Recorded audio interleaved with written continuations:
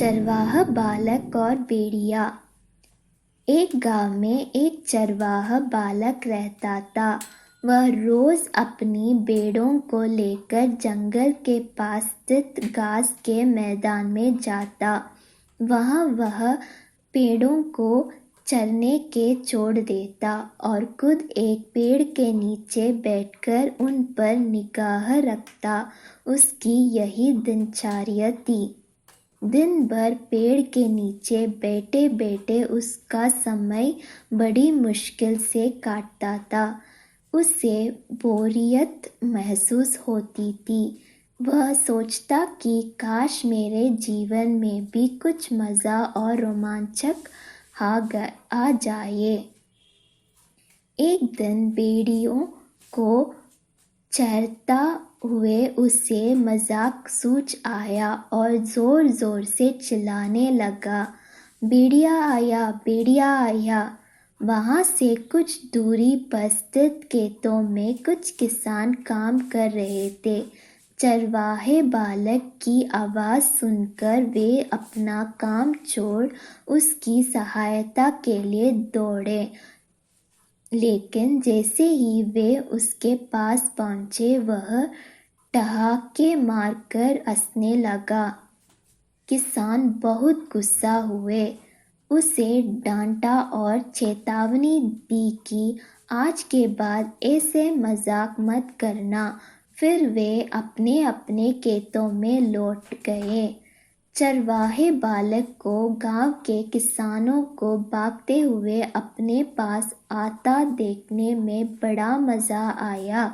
उसके उनकी चेतावनी को गंभीरता से नहीं लिया। अगले दिन उसे फिर से मस्कारी सूझी और वह फिर से चिल्लाने लगा, भेड़िया आया, भेड़िया आया।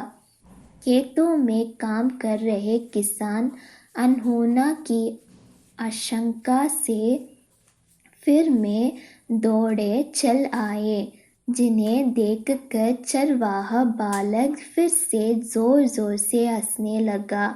किसानों ने उसे फिर से डांटा और चेतावनी दी, लेकिन उस पर इसका कोई असर नहीं था। उसके बाद जब जब वह किसानों को इसी तरह भेड़िया आया कहकर बुलाता रहा। बालक के साथ कोई अनहोना ना हो जाए, ये सोचकर किसान भी आते रहे, लेकिन वे उसकी इस शरारत से बहुत परेशान होने लगे थे। एक दिन चरवाहा बालक पेड़ के छाया में बैठकर बांसुरी बजा रहा था कि सच में एक भेड़िया वहां आ गया। वह सहायता के लिए चिल्लाने लगा, भेड़िया आया, भेड़िया आया।